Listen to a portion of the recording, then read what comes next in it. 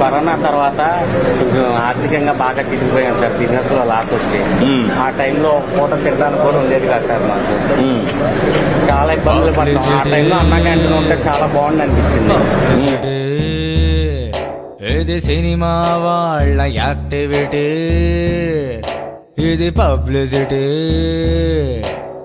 Jantar Mantar జాదుగాళ్ళ nativity, ఇది publicity.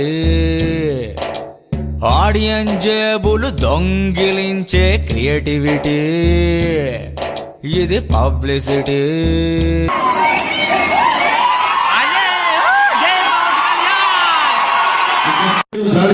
అన్నా వెనుకల రామన్న చేసింది, గుడివాళ్ళ వెనుకల రామన్న రాజ్యం వచ్చింది.